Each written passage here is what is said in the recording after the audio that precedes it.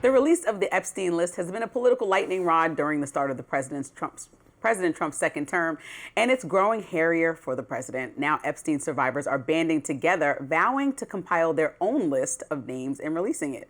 The survivors held a press conference on Capitol Hill yesterday with members of Congress calling on Trump to take action, and they had a pretty clear message for Americans. It is not a hoax. Take a look. We know the names. Many of us were abused by them. Now, together as survivors, we will confidentially compile the names we all know were regularly in the Epstein world. And it will be done by survivors and for survivors. You have a choice.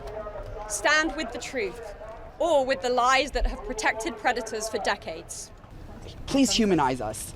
I would like Donald J. Trump and every person in America and around the world to humanize us, to see us for who we are and to hear us for what we have to say. There is no hoax. The abuse was real. Now, the release of the Epstein files is bringing together politicians from the entire political spectrum. Let's take a look. There is something that is rotten in Washington. Less than 1% of these files have been released. We are demanding today on the discharge petition that all of the files be released. This isn't one political party or the other. It's a culmination of everyone worked together to silence these women and protect Jeffrey Epstein and his cabal. Don't accept their answer that the bill has a flaw or that the survivors don't want it. We know that's not true. They wouldn't be fighting it so hard in this town if it wasn't the real bill. So with that, please call your congressman. The Trump administration has received massive backlash for saying there's no official Epstein client list. Now, Republican Kentucky Representative Thomas Massie is defying his own party and collecting member signatures to force a vote that would require Congress to release all of the Epstein files. He's joined by California Democratic Representative Ro Khanna. Meanwhile, Trump's not taking lightly to the news. He spoke out about the matter in the Oval Office yesterday. Let's watch. This is a Democrat hoax that never ends. You know, it reminds me a little of the Kennedy situation. We gave him everything over and over again, more and more and more, and nobody's ever satisfied.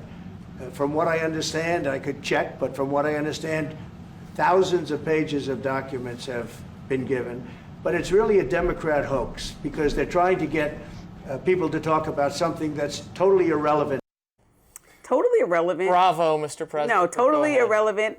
And using the words like Democratic hoax, while at the same time there's people who are actually at the Capitol trying to argue their rights because they're actual victims and just want to understand simply how this was allowed to pass for this amount of time, is so disrespectful, especially when one of the victims who spoke yesterday was a Republican that voted for Trump and was like, listen, one of the clips that we showed, she was, I mean, one of the women in the clips that we showed, she was saying, I voted for you. This is not a political issue. I'm trying to understand how this powerful man was able to commit these criminal acts freely and who he was working with in the government, whether the U.S. government or elsewhere, that allowed him the autonomy to move around in this way. And she's simply asking them to stop protecting predators and protect survivors. And I don't think that, like, as much as this was, I was laughing about it and I was like, yo, I'm not involved in the Epstein, and it became like, let's track this down because President Trump might be involved. At this point, when you see these women standing there really pleading their case, it got a little bit emotionally attached when you understand how much trauma they've been through since they were 14 years old. And you're laughing, and now they're like 37. They're liars.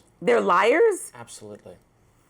Are you victim shaming people who were? No, I'm questioning. They said we're going to let you know in the future. Then just say it. Don't announce at a press conference that I'm going to get a list of people involved later. Just release it. They are the ones with the information, and they're doing this. No, they're starting by asking Congress to do something. That's why they. We don't need Congress to do anything. They do. Can do they want to know what our have the government. information. They don't have the information on how the government may or may not have been involved, and why he was openly available to move around. Because it's lies. No, I don't think so. And that's such a strong statement to make, Robby. Like, these are people that have survived sexual assault. No, these are people who sued wealthy people based on these allegations and got tons of money and can't say anything because that was part of those settlements where they got tons of money. No, these are they have to go to the halls of Congress. And Massey, I love Massey and I love Ro Khanna. I think they're good faith people. I've supported them. I still do.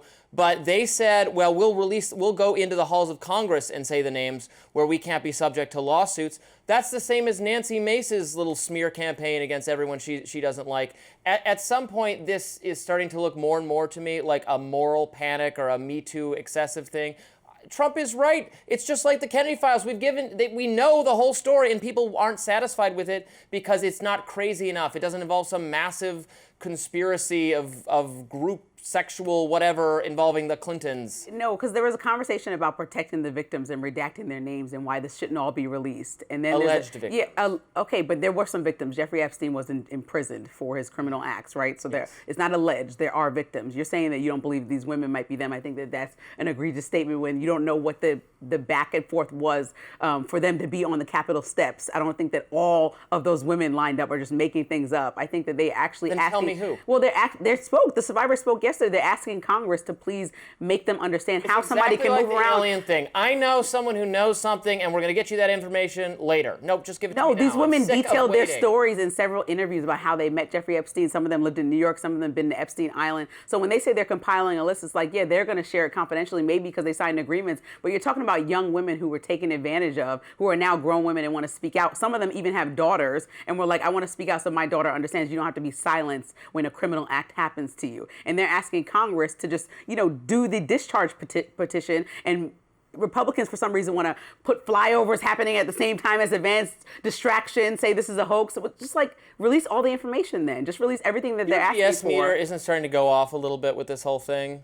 This actually, brought it down. In the beginning, I told you, I wasn't interested in continuously pursuing Jeffrey Epstein. But now, looking at Ghislaine Maxwell and how offended these survivors are that she's now in a low-security prison, looking at how President Trump is moving and possibly scheduling this flyover yesterday on top of this press conference intentionally to cause a distraction, it seems like he's protecting, if not himself, other rich people that may be involved in this because they were attached to it. And it's like, listen, if that was your friend, like you said, we know President Clinton, President Trump were Jeffrey Epstein's friends.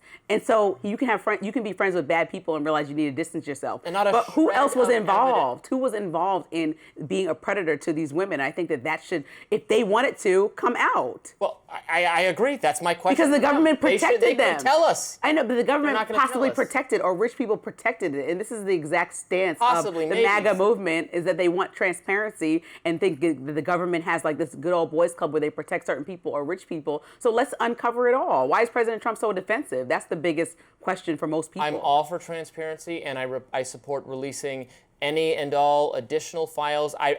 In fact, I'm so in favor of transparency. I think the people with the relevant information who supposedly say they were sex trafficked or violated by rich and powerful people should just tell us the names of those people right now.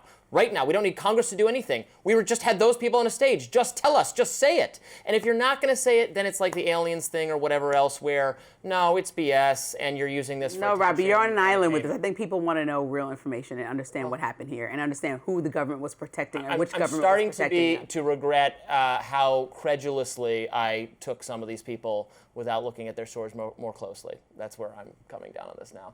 A rare behind-the-scenes moment catches two world leaders talking about living forever. We have the details after a quick break. Don't go anywhere.